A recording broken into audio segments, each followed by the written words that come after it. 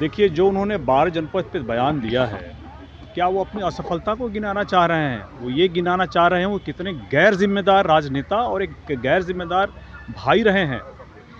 जिस वक़्त उनके पास ये मौका आया कि स्वर्गीय रामविलास पासवान जी की विरासत को वो संरक्षित कर सकें, उस घर को बचा सकें, उनकी स्मृति चिन्हों को, उनके फ़ोटो, तैलचित्र जिसको रोड पे फेंका गया था, रोड पे फेंके जाने से बचा सकें। जिस वक़्त उनके पास ये मौका आया था कि उनकी जो मूर्ति तोड़ करके बाहर कर दी गई थी, उसको बचा सकें, उन्होंने ऐसा कोई काम नहीं किया। उनके पास ये मौका था कि अपने भतीजे और अपनी भाभी समान माँ के सर से छत जाने से रोक सकें। उस वक़्त उन्होंने ऐसा कुछ नहीं किया। अभी आप हम लोग यहाँ कोठी में हैं, 2010 में जब पारस जी जो चुनाव हार गए थे, उस वक़्त उनको जब रहने के लिए घर खाली करने के लिए कहा गया था, तो हमारे अभिभावक स्वर्गीय रामविलास पासवान जी ने इसको कार्यालय के तौर पे आवंटित करवा करके उनके और उनके परिवार के लिए कि सर पे छत रहे, इसका प्रयास किया था। तो एक राजनेता के तौर पे उनकी असफलता, एक भाई के तौर पे उनकी असफलता, एक नेतृत्व के तौर पे उनकी असफलता और एक परिवार के तौर पे अपनी असफलता को मीडिया में कितनी बार गाएंगे, कितनी बार बताएंगे।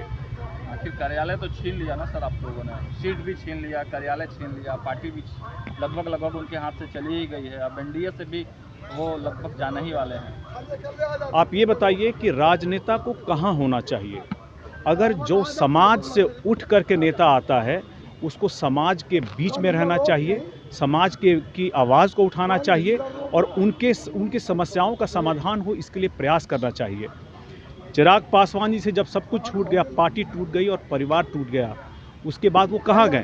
वो बिहार की जनता के पास गए, आशीर्वाद यात्रा के रूप में उनसे मिलने, उनको अपनी समस्या बताने और कैसे उनकी समस्याओं का वो अगर जब पावर में आएंगे तो कैसे मदद करेंगे, कैसे समाधान करेंगे, उस चीज़ को लेकर के इस चीज़ का उनको आशीर्वाद मिला जनता की तरफ से। तो अगर हम हमारी पार्टी को 5 सांसद जीत करके आए हैं तो ये जनता के आशीर्वाद से है। हम लोगों ने किसी का कोई सीट नहीं छीना, किसी का कोई हक नहीं लिया, किसी का कोई अधिकार नहीं छीना है। आज के दिन जब हमारे सांसद आ गए तो हमें एक कार्यालय की नितांत ज़रूरत थी। ऐसे में हम लोगों ने बिहार सरकार पे ये आवेदन किया क्योंकि हम उस योग्यता को, एलिजिबिलिटी को पूरा कर रहे थे। ये संयोग है कि आज हम लोग को यही कार्यालय आवंटित हुआ है, लेकिन इस पे ये क्या बोलें, गर्व करने वाली कोई बात नहीं है। ये कार्यालय कल उनका था, आज हमारा है, आने वाले भविष्य में किसी और का होगा। तो ये बदला लेने वाली कोई बात नहीं है, ये संयोगवश है, लेकिन इससे जुड़ी हुई हमारी पुरानी यादें हैं जिसको लेकर के हम लोग थोड़े इमोशनल हैं।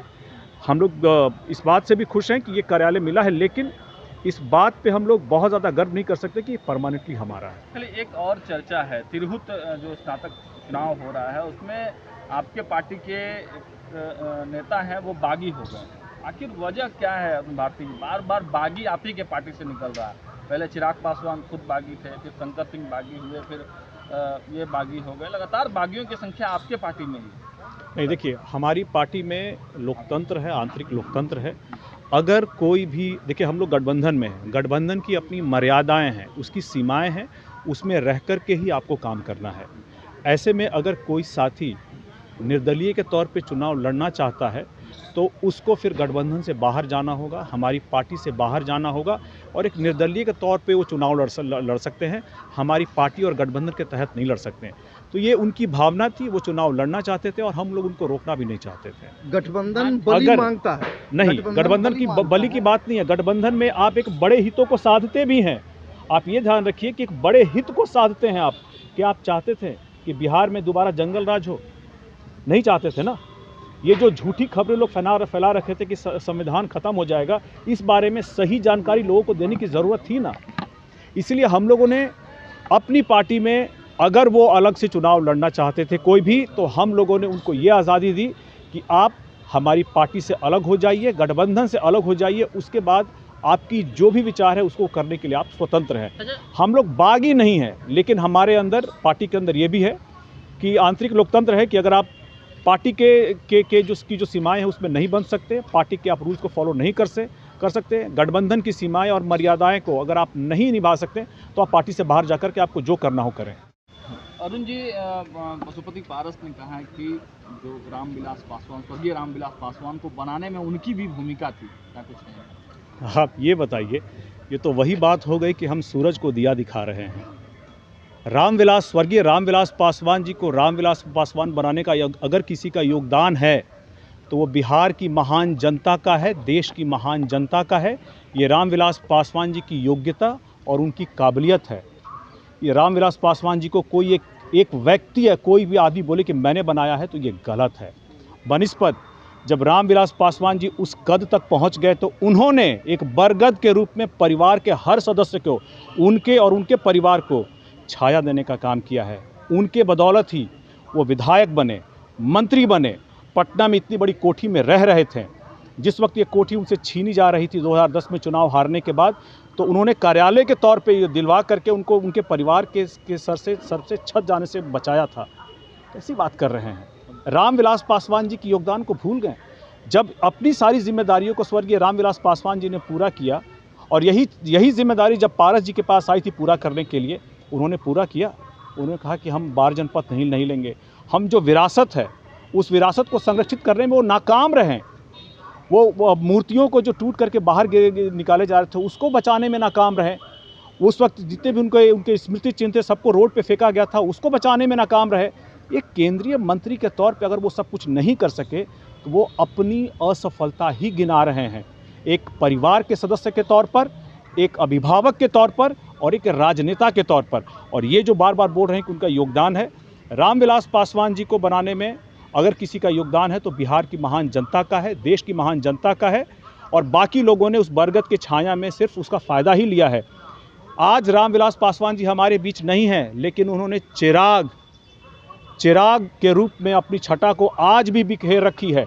और चिराग पासवान जी ने जो भी हासिल किया है, आज अपना जो कद बढ़ाया है राजनीतिक तौर पे, जो भी हासिल की है वो अपने दम पे, काबिलियत पे, बिहार की जनता के आशीर्वाद के कारण, देश की जनता के आशीर्वाद के कारण किया है, किसी एक व्यक्ति के कारण नहीं है। एक छोटी टिप्पणी में चाहूँगा, आप ही लोगों की वजह से ना एनडीए का एक जो दल है वो कम होने जा रहा है। अब वो मोह भंग हो रहा है पशुपति पारस का एनडीए से। देखिए, मुझे नहीं पता कि कौन किसके कारण मोह भंग हो रहा है।